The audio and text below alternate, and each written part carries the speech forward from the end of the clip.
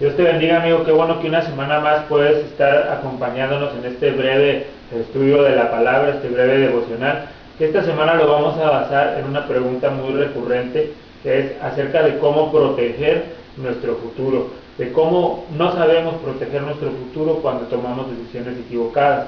Vamos a ver 3 ejemplos rapidísimos de cómo personajes que han trascendido la historia, que han trascendido en el tiempo, tomaron decisiones equivocadas y afectaron su futuro. Uno de ellos lo vamos a ver en el rey David, en la lectura de segunda de Samuel, capítulos 11, versículos 1 al 17. Pero antes vamos a dar un rapidísimo repaso en la historia de Saúl.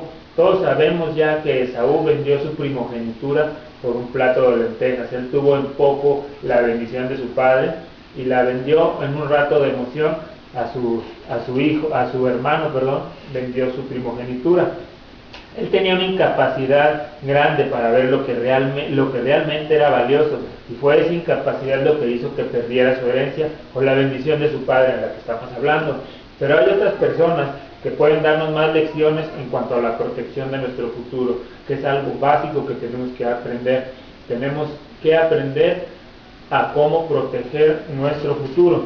David fue elegido por Dios para liderar la nación de Israel y por muchos años siguió el plan del Señor. Sin embargo, su deseo de poseer como mujer a Betsabé lo llevó a adulterar y a planear la muerte de su esposo.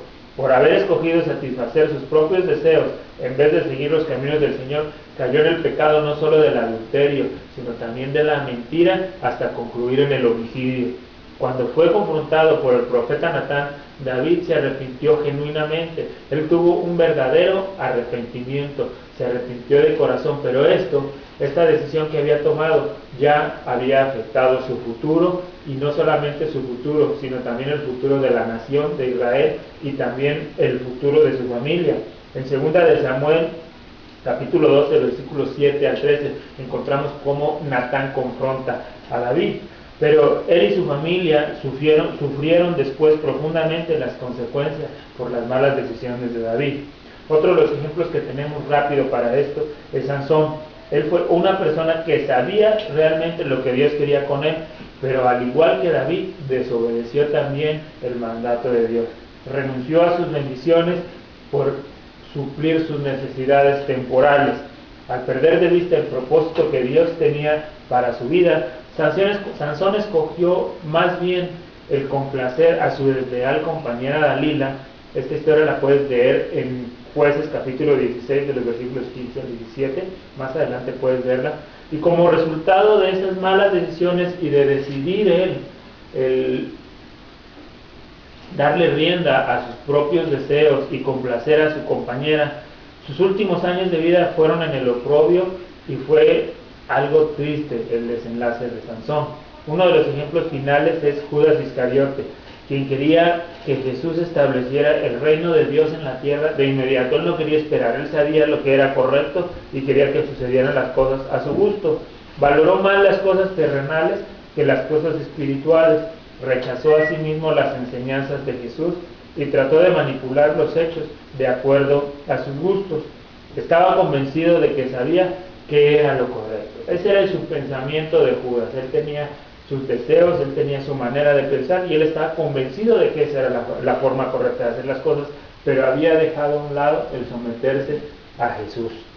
Para evitar esta clase de errores que cometieron estos hombres, y como decíamos al principio, ha trascendido ya la historia, ha trascendido más de 2000 años, necesitamos empeñarnos en dejar a un lado nuestros propios deseos para hacer y cumplir la voluntad de Dios en nuestras vidas. Es decir, debemos de dar más valor a lo eterno que a lo temporal, a lo terrenal, a lo natural, a lo que nos enfrentamos día a día, y estar satisfechos con lo que el Señor ha planeado con nosotros. Todos tenemos un propósito y un plan de Dios para nuestra vida. Tenemos que aprender a vivir con contentamiento y aprender a vivir de la manera que Dios quiere. Yo te invito a que esta semana tomes unos momentos para platicar con Dios, para ponerte a cuentas con Dios y digas: Señor, ¿qué es el plan que tú tienes para mi vida? ¿Cuál es el propósito que tú tienes para mi vida? Y ayúdame a que pueda cumplir con ese propósito. Dame la fuerza para que no pueda equivocarme, para que tome las decisiones correctas y pueda caminar en tu voluntad. porque sabes que yo tengo una buena noticia, es la única manera en que te va a ir bien en esta vida. Si tomas en cuenta a Dios en cada decisión que tengas, es seguro que vas a llevar tu futuro de buena manera. Dios te bendiga, qué bueno que estuviste con nosotros, nos vemos la próxima semana.